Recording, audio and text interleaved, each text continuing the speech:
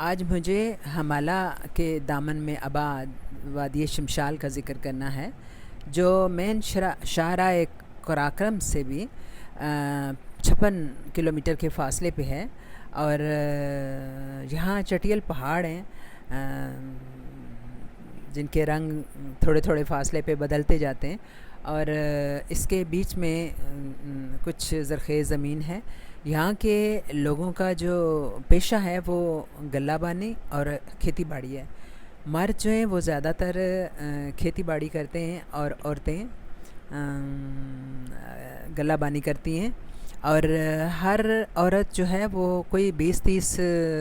بھیڑ بکریاں نہیں پالتی، بلکہ سینکڑوں کی تعداد میں پالتی ہیں، اور سردیوں میں تو یہ لوگ اب روپوش رہتے ہیں خود بھی، اور اپنے جانوروں کو بھی سردی سے بچا کے رکھتے ہیں۔ لیکن جو ہی بہار شروع ہوتی ہے تو یہ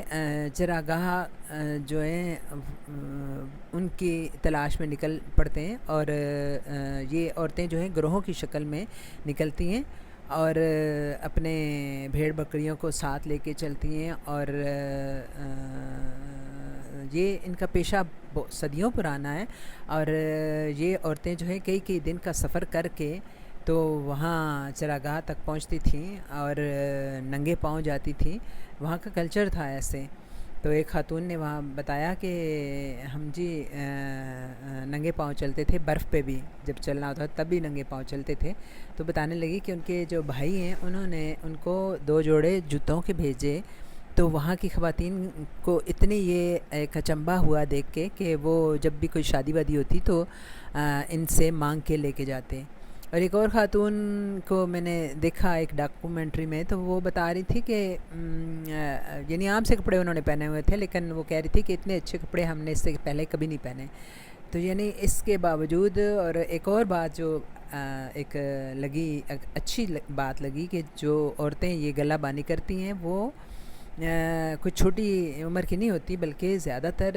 بڑی عمر کی 60، 70 اور 80، 88 سال تک کی عورتیں جو ہیں اتنے لمبے لمبے سفر کر کے تو وہ چراگاہوں تک پہنچتی ہیں خود بھی، اور جانوروں کو بھی لے کے جاتی ہیں۔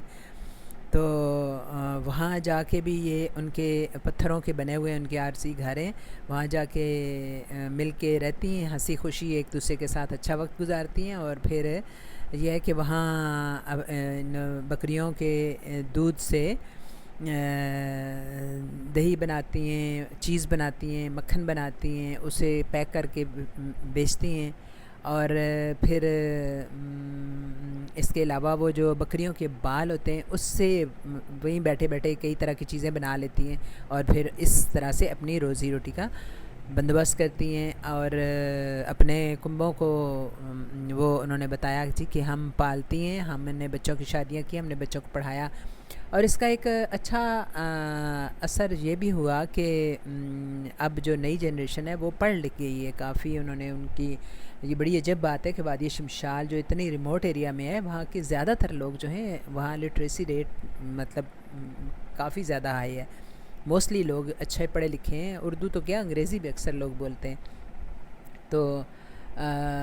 وہ جو ہے اب لوگوں کا زیادہ تر رجحان جو ہے وہ ہو گیا ہے ٹورزم کی طرف، اور ریسٹورنٹ وہاں لوگ اکثر بناتے ہیں اور سیاحوں کی دیکھ بھال کرتے ہیں، اور اس کے علاوہ بھی لوگ اسلام آباد اور کراچی وغیرہ کی طرف نکل گئے ہیں، اور یہ ہے کہ چراگاہیں اس طرح سے آباد نہیں رہی، لوگ ہیں ابھی بھی اس پیشے کی طرف لیکن کم ہو گئے ہیں، اور چراگاہیں جو ہیں ویران ہو گئی ہیں۔ تو میں یہ ساری ڈاکومنٹری جب دیکھ رہی تھی تو میرے ذہن میں ایک سوال پیدا ہوا کہ میں نے کہا دیکھیں کہ صرف یہ وادی شمشال کی چراگاہیں نہیں ویران ہوئی، پاکستان کے سارے علاقے میں زراعت جو ہے وہ ڈاؤن گئی ہے۔ یعنی آپ کچھ عرصہ پہلے ذرا غور کریں کہ تھوڑا عرصہ پہلے، آج سے کوئی 30-35 سال پہلے جو ہے ہمارے ہاں کتنا زیادہ زراعت کا رواج ہوتا تھا،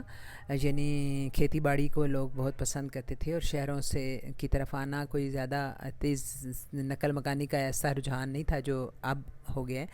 اور پھر یہ ہے کہ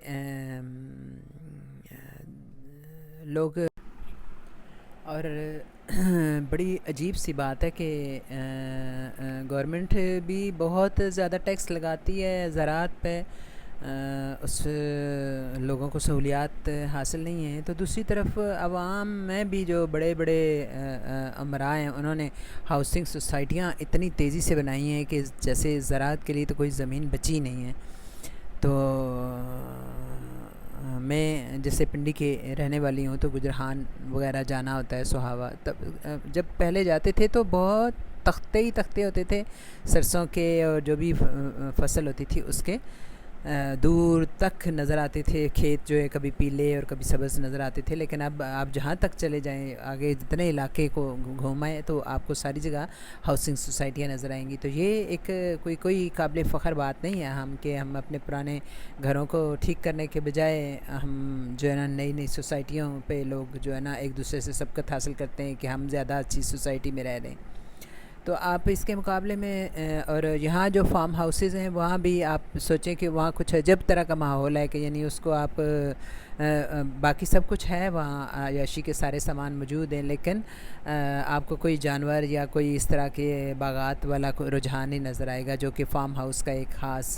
خاصہ ہوتا ہے۔ تو جب کہ دوسری دنیا کے ممالک کی طرف دیکھیں تو جاپان ہے، چائنا ہے، یورپ ہے، امریکہ ہے، وہاں لوگ بھی لوگوں کی کافی بڑا جو طبقہ ہے وہ زراعت کی طرف خود مائل ہے، اور دوسری طرف حکومت بھی انسینٹیو دیتی ہے لوگوں کو، ان لوگوں کو سہولیات دیتی ہے۔ جو جاپان،